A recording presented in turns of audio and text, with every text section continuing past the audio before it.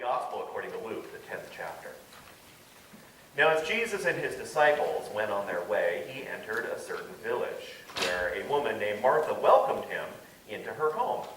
She had a sister named Mary, who sat at the Lord's feet and listened to what he was saying.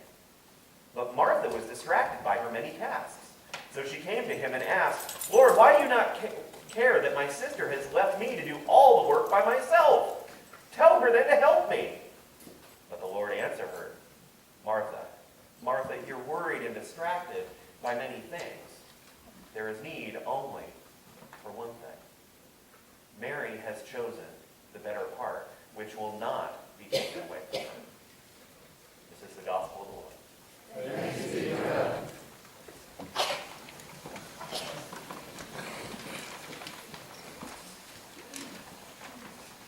God's grace, mercy, and peace be yours this day from Christ, our Savior and Lord. Well, it wasn't really about the shoes in the middle of the bedroom floor, but she was irate. True, Marissa had tripped over them yet again, even though she had asked him to put them away. But really, it wasn't about the shoes. To be honest, in that moment, Marissa couldn't even tell you what it was about. All she knew is that she was tired.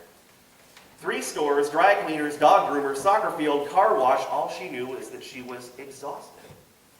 And now, stubbing her toe on that dang loafer one more time, she was ready to chuck it all. Just walk out. And what would she do if she did? What would they do if dinner wasn't on the table, hot and ready for their ungrateful little hands? What would they do if the towels no longer magically showed up all clean and folded in the linen closet? Would they even know where the detergent was kept?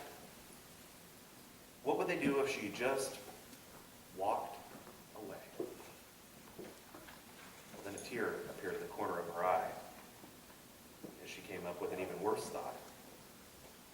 Would they even notice? It was Martha's house in our text this morning. Martha was the one that opened her home to Jesus, who invited him in, who took on the responsibility of being a good host. She was the one who went to the market to prepare for the meal. She was the one who cleaned the home from top to bottom. She was the one who drew the water, set the table, swept the floor. And in walks the guest of honor. Finally, the moment has arrived. Jesus has come to her home. And where do we find him? Sitting with her.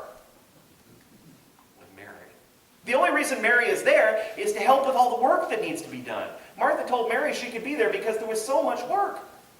And what's she doing? She's just sitting there.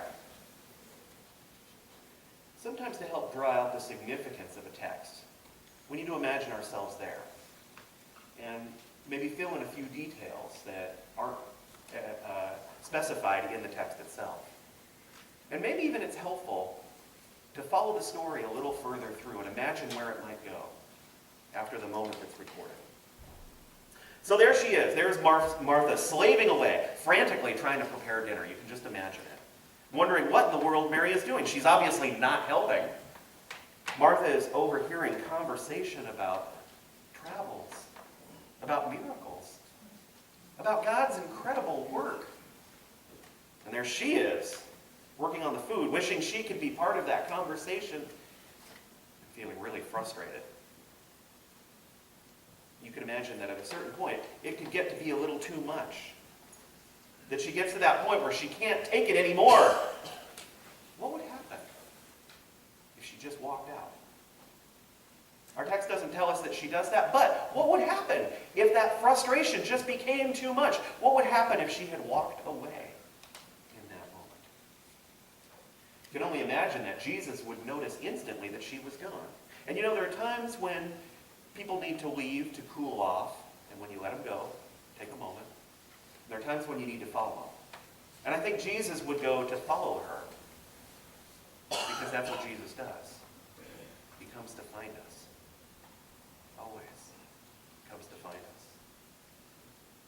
So he goes after her, and he says, "What's going on?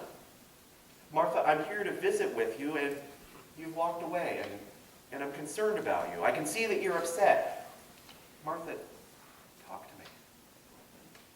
Yeah, you're right, I'm upset, she might say. I've been working for days to prepare for your coming. I've been spending all this time slaving away to let you know how much I care about your being here with us, about how glad I am to see you, about how much I care about you.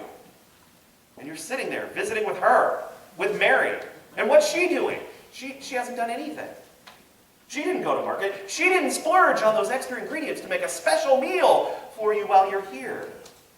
She hasn't even lifted a finger since you've been in here to honor your visit and honor you as our guest. Martha, stop. Look at me. I love you. I'm here to spend time with you because I care about you. I'm not here for the meal. Don't get me wrong, it smells fantastic, it smells amazing, but remember, I'm the one who was out in the desert for 40 days and nights without anything to eat but rocks. I'll be okay if I go one night without a fancy meal. You know, I appreciate all that. The house looks fantastic. I've never seen such a clean home, and I appreciate all the trouble you've gone to, but I was born in a camel stall. Not to mention where I'm about to go in Jerusalem. It's going to be the farthest possible thing from comfortable. I appreciate your cleaning your home so well, but I'm not worried about that. That's not why I'm here.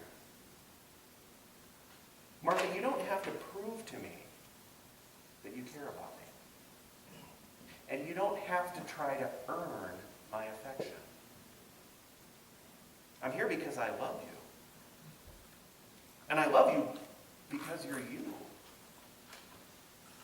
I love you because I love you. That's just the way it works. And I guess, Martha, I have to ask, can that be enough? I still would like to spend some time together. Why don't you come back to the house with me? Why don't we go back, we'll pour some wine, maybe eat some bread, and just enjoy our time together. Can we do that? Will you come and just spend some time with me?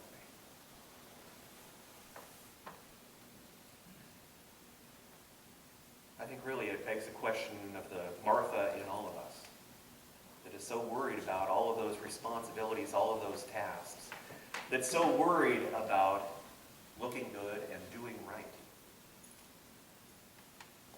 The question we're left with is, can we let love be enough? God's friendship and affection and grace. We talk a lot about grace here in the Lutheran Church. Unearned favor. We talk about it a lot because I think we keep trying to live by something else. Feeling that we need to somehow earn our place at this holy table, or even in this room, or in God's kingdom. And the question this morning that our text asks us, can you let grace be enough? Can you let grace make room for you at the table? Can you let love be sufficient? Can you live in the peace of the knowledge that you are loved? And let that settle deep into your bones, into your pores, into your soul. And live from that place. Live from the knowledge and assurance of your belovedness.